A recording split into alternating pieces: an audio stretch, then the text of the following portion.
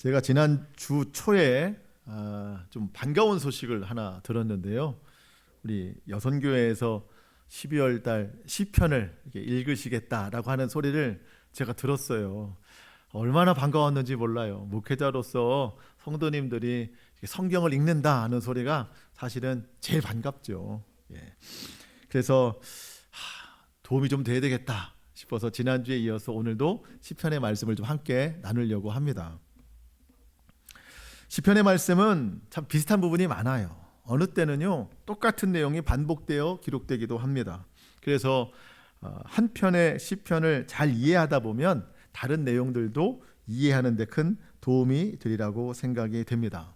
제가 지난주도 말씀을 드렸지만 시편이 우리에게 주는 능력이 있는데, 시편은 그냥 읽으면 기도가 돼요. 말씀 자체가 기도가 되는데 상황은 다르지만 그 고통의 깊이는 같잖아요. 우리도 많은 어려움 가운데 살아가는데 그 같은 어려움을 시편에 담아서 기도를 올려드리면 기도도 되고 또 시편의 결과가 우리 삶에도 그대로 적용이 되리라고 믿습니다. 오늘도 그래서 그와 같은 마음으로 또 믿음으로 시편의 말씀을 좀 보는데요. 여러분, 오늘 본문의 제목을 보면 1절 위에 뭐라고 기록이 되어 있죠? 다윗의 시, 그리고 유다 광야에 있을 때에 라고 되어 있습니다. 유다 광야에 있을 때. 우리도 광야에 살 때가 있어요. 환경적으로 어려울 때도 있고, 때로는 상황적 광야, 그리고 관계적인 광야에 놓일 때도 있습니다. 어떠한 광야든지 우리가 그 가운데 우리의 기도를 들으시고 또 역사하시는 하나님을 믿는다면 그 광야가 오히려 저는 특별한 시간이 되리라고 믿습니다. 오늘 말씀을 통해서도 그 위로와 회복과 은혜와 능력을 얻는 귀한 시간이 될 수 있기를 축복합니다. 자, 오늘 본문을 좀 이해하기 위해서 상황 설명이 좀 필요한데요. 다윗이 지은 시입니다. 여러분, 다윗의 인생은 크게 두 부분으로 나누어지는데 어렵지 않아요. 왕이 되기 전과 왕이 된 후예요. 그런데 이 두 때에 공통적인 부분이 있습니다. 그게 뭐냐면 둘 다 도망자의 신세였다는 거예요. 왕이 되기 전에는 사울 왕으로부터 도망 다녔어요. 그래서 우리가 지난주에 시편 59편을 보면서 제목이 어떻게 돼 있었냐면, 사울이 다윗을 죽이기 위해서 사람들을 그 집에 보냈을 때 다윗을 죽이려고 해요. 사울 왕이. 그런 경우는 계속 있습니다. 다윗은 늘 사울에게 목숨의 위협을 느끼고 살았어요. 사울이 죽을 때까지 그랬습니다. 그렇게 다윗이 왕이 된 후에는 또 쫓김을 당했는데 그 아들 압살롬에게 쫓김을 당하고 살아요. 오늘 본문이 그때 기록한 거예요.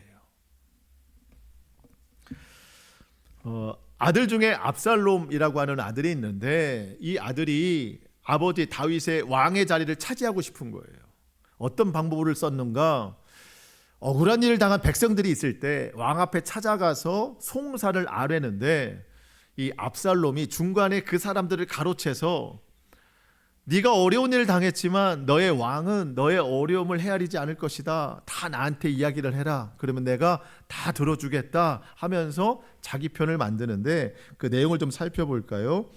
사무엘하 15장 4절입니다.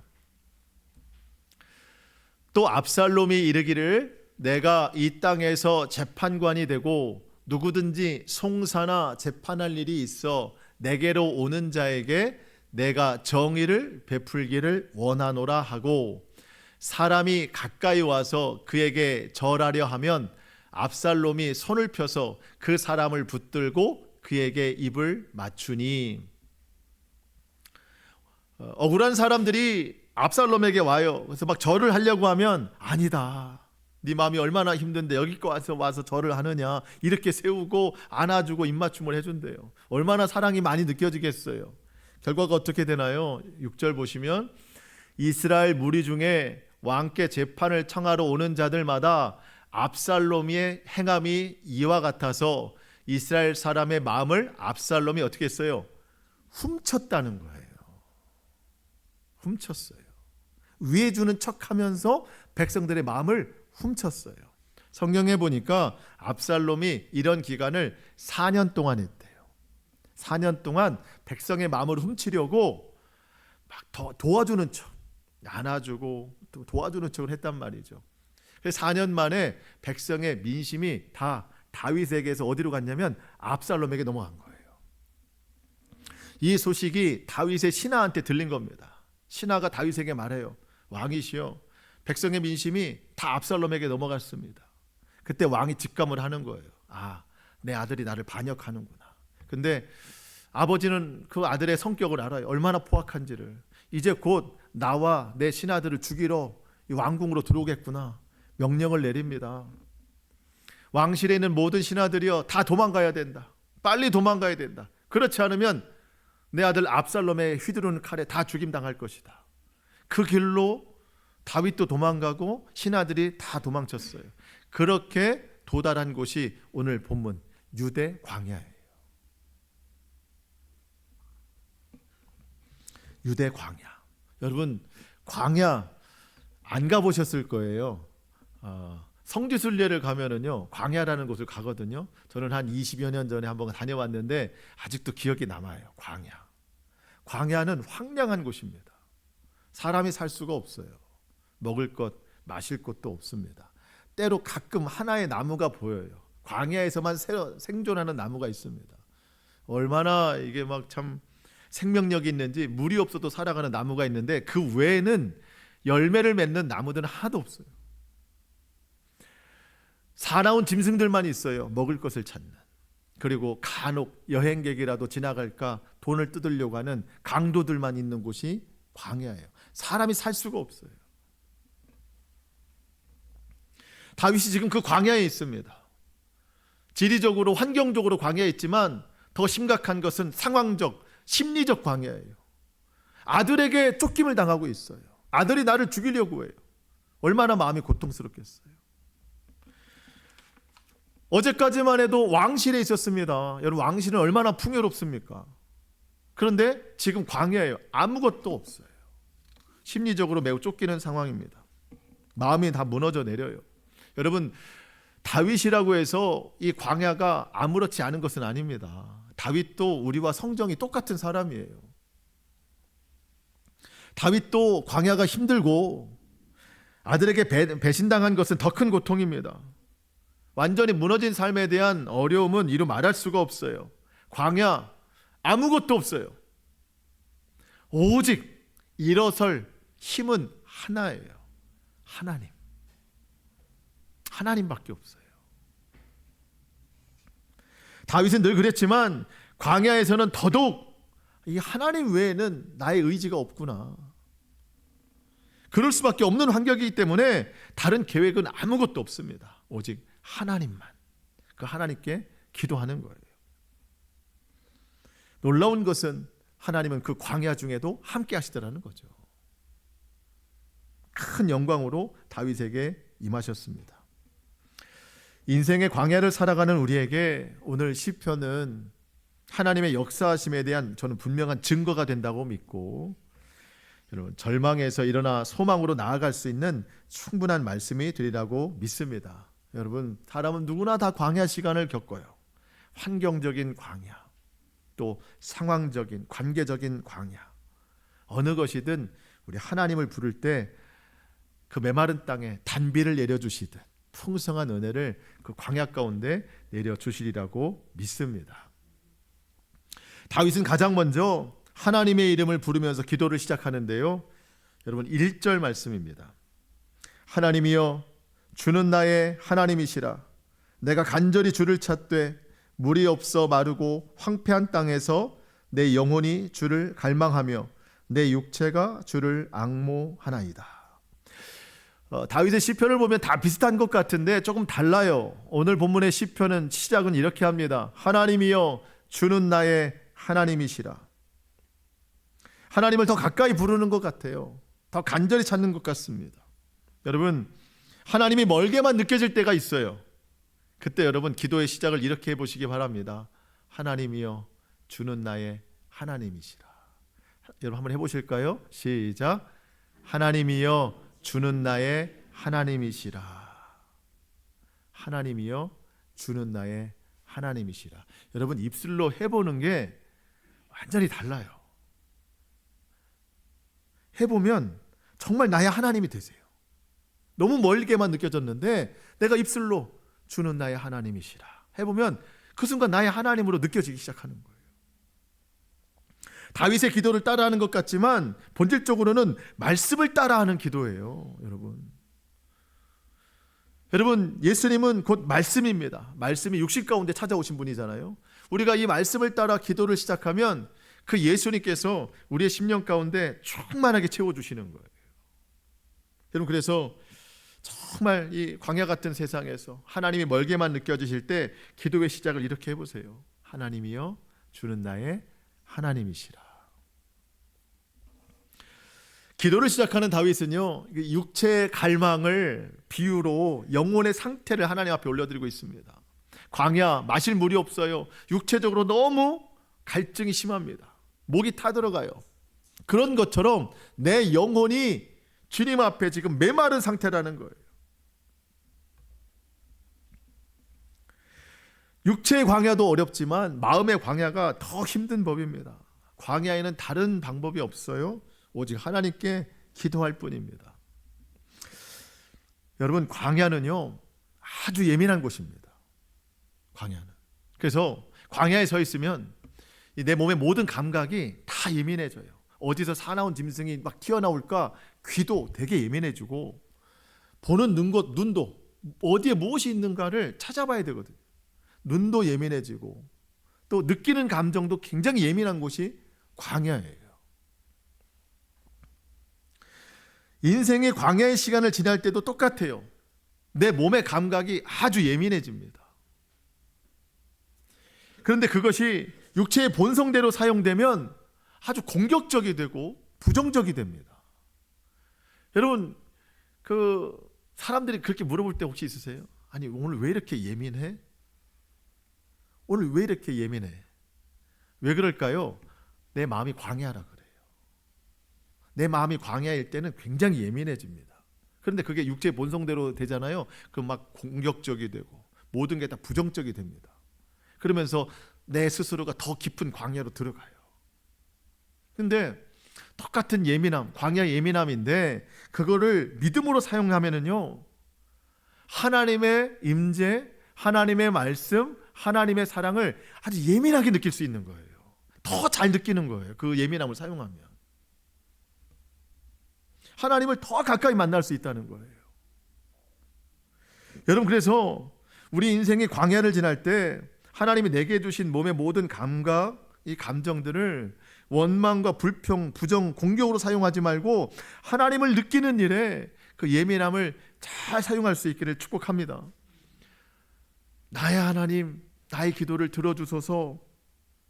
그렇게 기도를 시작하면은요, 광야 가운데 하나님이 내가 분명히 들을 수 있게 하시고 분명히 볼 수 있게 하시고 분명히 느낄 수 있게 하시는 그 하나님의 은혜가 충만하게 일어난다는 거예요. 그래서 우리는 지나고 보면 알아요. 내가 인생의 고난, 인생의 광야를 지날 때 그때 하나님 만났어라고 우리는 그때 고백한다니까요. 왜? 아주 예민할 때거든요. 그때 세밀하게 듣거든요. 그 느낌은요, 내가 잘 됐을 때, 내가 풍요했을 때 느끼는 일시적 감사와는 차원이 달라요. 그때 느끼는 그 은혜가 아주 오래 갑니다. 그게 믿음이 되기 시작하는 거예요.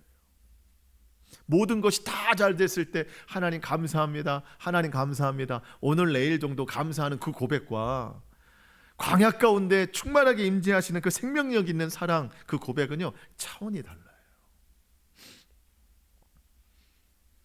여러분, 광야 시간을 낭비하지 않기를 축복합니다. 저는 그렇게 생각해요. 광야는 금이다. 금이다. 참 세상이 들으면 미친 소리라고 할 거예요. 무슨 광야가 그렇게 좋냐? 좋진 않죠. 하지만 하나님을 만나기에는 놀라운 시간이에요. 다윗은 이 광야의 간절한 시간에 한 가지를 기억해요.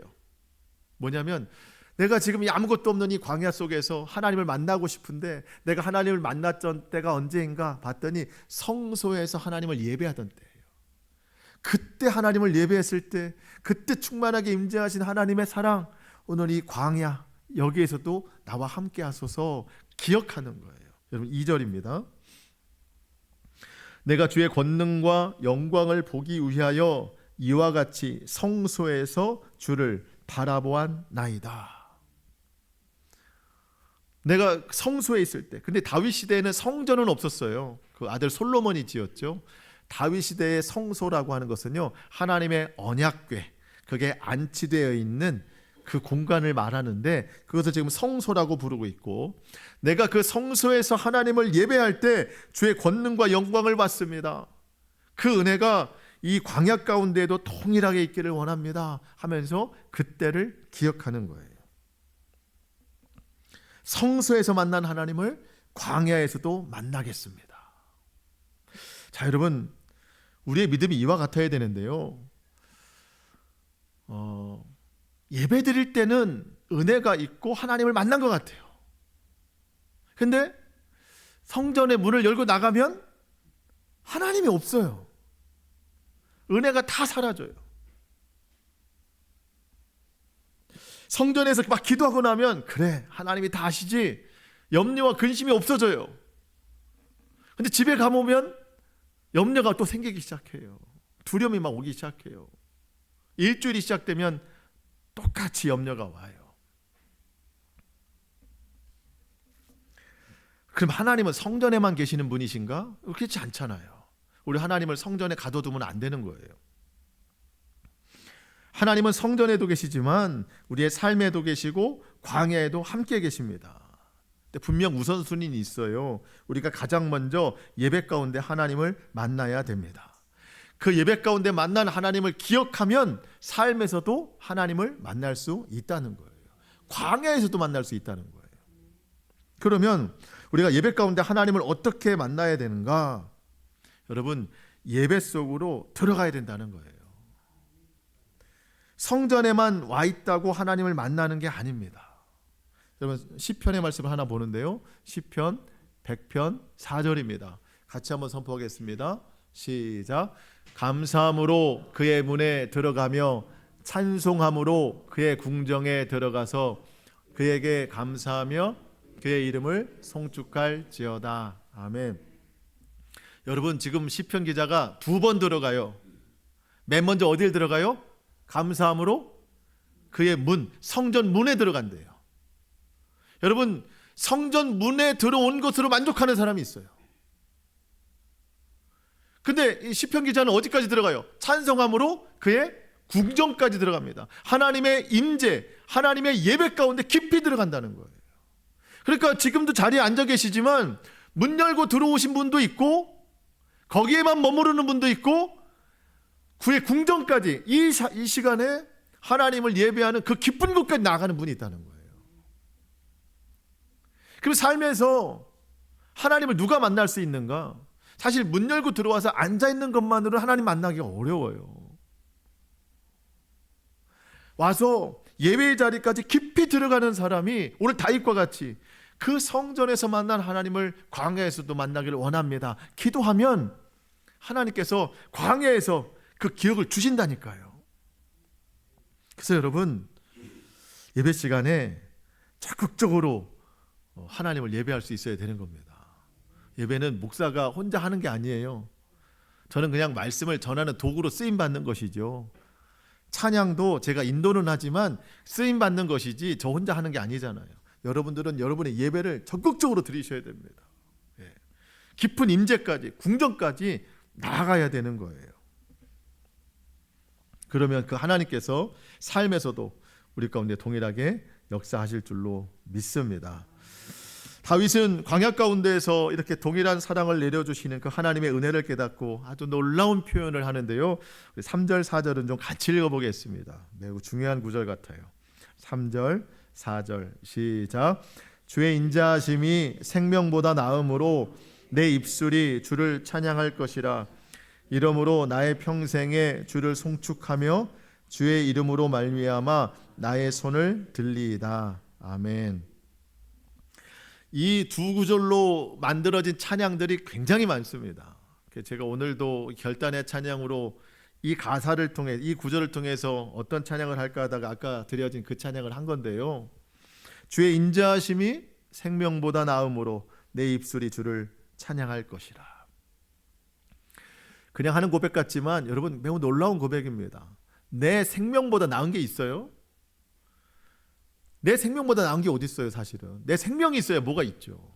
근데 다윗은 지금 주의 인자하심이 내 생명보다 낫다고 고백합니다. 그래서 내 생명을 앞으로 어디에 쓰는가? 하나님을 송축하고 찬양하는데, 영광 가운데 생명을 쓰겠다는 거예요.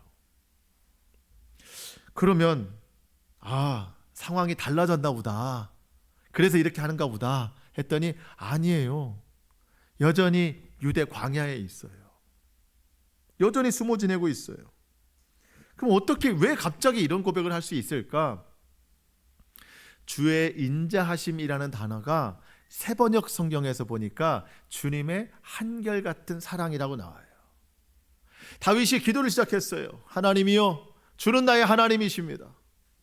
내가 그 주님을 여기서 경험하고 싶습니다. 기도하는데 하나님께서 어떤 은혜를 주시냐면 한결같은 사랑이 그 마음 가운데 충만해지는 걸 느끼는 거예요. 다윗, 네가 목동으로 있을 때도 내가 너를 지켜줬고, 왕이 되어서 사울에게 쫓김받을 때도 내가 너를 지켜줬고, 매우 어려운 순간에도 내가 너를 지켜주지 않았느냐. 그러니 이 광야의 이 순간에도 내가 너를 지켜준다. 하나님의 그 한결같은 사랑이 갑자기 물밀듯 밀려오는 거예요. 그렇지, 주님 사랑 아니었으면 난 이미 죽었지. 사울이 창을 몇 번 던졌는데요, 그때마다 하나님 날 살려주셨지. 목동으로 있을 때 사나운 짐승, 그 물려있는 양을 내가 끄집어 오기까지 하나님 나를 지켜주셨지. 골리앗 가운데도 승리를 주셨지. 그래, 하나님의 한결같은 사랑이 없었으면 나는 지금 없어. 그러니 지금 이 광야 중에도 하나님의 그 한결같은 사랑이 나를 지켜주심을 믿는다. 그래서 그 한량없는 한결같은 사랑이 내 생명보다 낫다라고 고백을 하는 거예요. 그랬더니 내 평생의 소원은 이제부터 그 하나님을 찬양하는 데 쓰겠다. 하나님을 영광 가운데 쓰겠다. 이렇게 고백을 하는 겁니다. 여러분, 지금 갑자기 하나님, 제가 원통합니다. 왜 저는 맨날 이렇게 쫓겨다니는 인생입니까? 더 이상 도망자가 되지 않게 하옵소서. 이 광야를 빨리 벗어나게 하옵소서. 저 아들 압살롬, 이름도 압살롬이에요. 아주 그냥 그 압살롬, 아주 그냥 압살롬, 그냥 하나님 어떻게 좀 해달라고, 그런 기도를 안 해요. 내 손이 주를 영광 가운데 들기를 원합니다. 내가 주님을 송축합니다. 광야에서 그런 소원을 하나님 앞에 하고 있는 거죠. 하나님의 한결같은 사랑을 믿기 때문에. 우리가 이 말씀만 분명하게 믿는다면 저는 어떠한 상황에서도 두려워하지 않을 거라고 믿습니다. 하나님의 한결같은 사랑이 오늘 저와 여러분에게도 반드시 함께 하십니다. 여러분, 왜 우리가 두려워하고 염려할까요? 하나님이 함께하고 계심을 믿지 못하기 때문입니다. 예를 들어서 우리 교회 우리 지민이 또 애들이 있잖아요. 그 애기가 그냥 혼자 걸어갈 때, 예를 들어서 강아지를 무서워하는 애다. 혼자 걸어갈 때 조그만 강아지가 오면 되게 무서워할 거 아니에요. 근데 엄마 아빠 손을 잡고 걸어가고 있어요. 그럼 강아지가 오는데 무서워 안 무서워요? 안 무섭죠. 왜? 엄마 아빠가 같이 있잖아요. 엄마 아빠가 나를 지켜줄 걸 믿잖아요. 어떤 기도가 있을 것 같아요? 그러면 그 아이가 시편 59편 1절에 보니까 주는 나의 하나님이시라, 주여 나의 원수의 손에서 나를 건져주시고 주를 나를 높이 드소서. 엄마 아빠가 나를 높이 들어줄 걸 믿잖아요. 그러면 바닥에 있는 개가 나를 해치겠어요? 그런 믿음이 있는 거잖아요. 어떤 꼬마아이가 놀이터에서 어떤 형아가 자꾸 괴롭혀요. 막 괴롭혀요. 근데 엄마 아빠랑 같이 그 놀이터를 지나가는데 그 형아가 있을 때 두려워요, 안 두려워요? 안 두렵죠. 엄마 아빠가 같이 있잖아요. 주의 원수의 목전에서 나에게 상을 베푸심으로 내 잔이 넘치나이다. 원수가 앞에 있지만 주님이 나와 함께 하심으로 내게 상을 베푸시는 거죠. 그러니까 아이들은 부모랑 있으면 두렵지 않아요. 염려하지 않아요. 우리는 하나님 앞에 어린아이예요.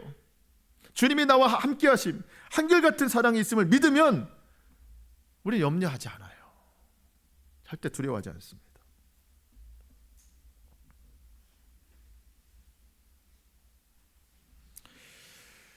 여러분, 그 사랑을 우리가 꼭 경험하면서 우리가 믿음 가운데 나아갈 수 있기를 축복합니다. 그래서 우리는 늘 기도를 주는 나의 하나님이십니다 하면서 나의 사정을 다 알려드리면 하나님께서 그 모든 기도를 들으시고 우리의 마음을 만지시리라고 믿습니다. 그러면서 우리 꼭 기억해야 됩니다. 하나님이 날 이렇게 지켜주셨지. 6절 7절이에요. 내가 나의 침상에서 주를 기억하며, 여러분 기억해야 됩니다. 새벽에 주의 말씀을 작은 소리로 읊조릴 때에 하오리니 주는 나의 도움이 되셨습니다. 지금까지도 주님은 나의 도움이 되셨어요.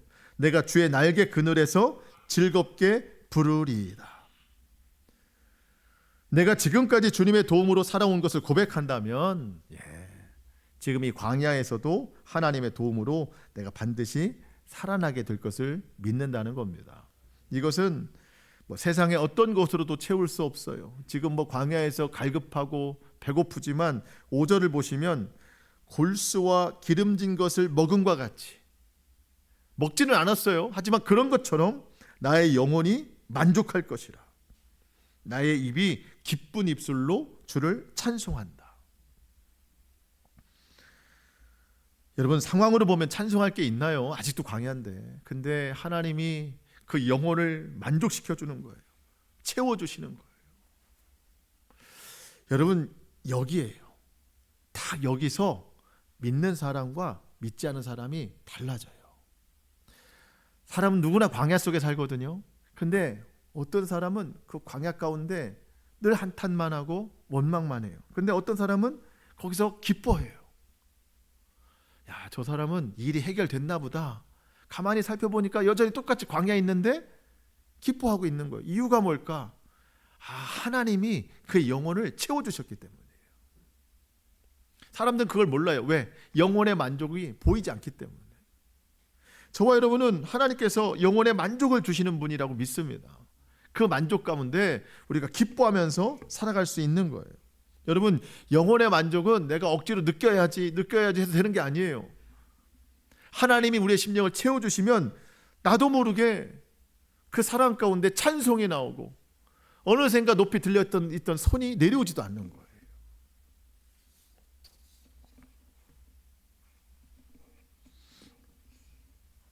누가 시켜서 찬송하는 게 아닙니다. 자원하는 마음으로 그렇게 되는 거예요. 저는 하나님께서 광야 가운데 기도하는 저와 여러분에게 그 충만한 기쁨을 허락하여 주시라고 믿습니다. 여러분, 주님은 그런 분이에요. 여러분, 요즘 입술에 어떤 단어들이 많이 있으세요? 혹시 원망과 불평이 많이 있으십니까? 물론 일적으로 어렵기 때문에 그럴 수도 있지만 하나님의 한결같은 사랑을 내가 알려고 하지 않아서 그런 게 많을 거예요. 그 사랑이 모든 것을 이깁니다. 그 사랑이 모든 것을 가능케 하십니다. 오늘도 내게 베푸시는 그 하나님의 권능과 영광, 그 가운데 모든 것을 이기는 승리가 있기를 축복합니다.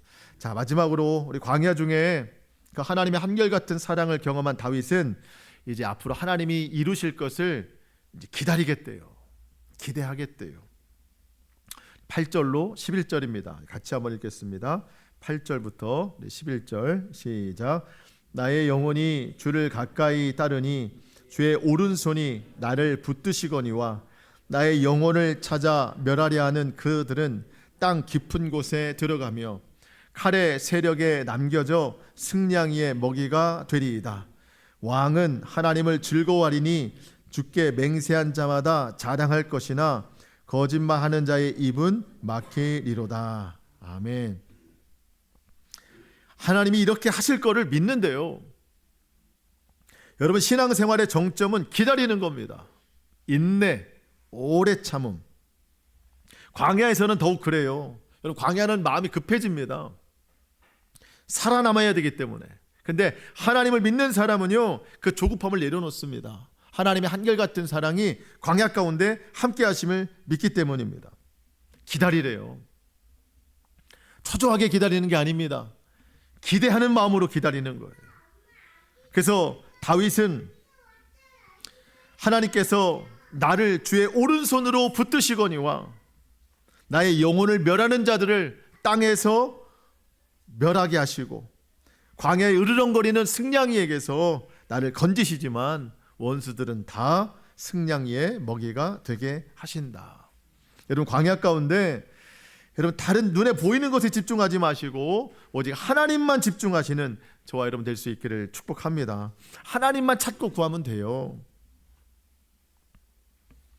내 마음의 원수를 자꾸 들여놓지 말고 하나님을 들여놓으세요. 원수가 하는 말을 자꾸 묵상하지 말고 다윗처럼 하나님의 말씀을 묵상하세요. 마음에 불편함이 있을 때 그 마음을 다 하나님께 올려드리고 주의 평강을 구하세요. 그러면 그 모든 상황 가운데 하나님의 능력을 경험하게 되리라고 믿습니다. 여러분, 인생의 광야를 지날 때 꼭 시편 63편 펴서 읽어보세요. 환경적인 광야도 있지만 심리적, 관계적 광야, 어려움이 있을 때마다 시편을 읽고 기도하면 하나님께서 똑같은 결론을 우리에게 허락하여 주시리라고 믿습니다.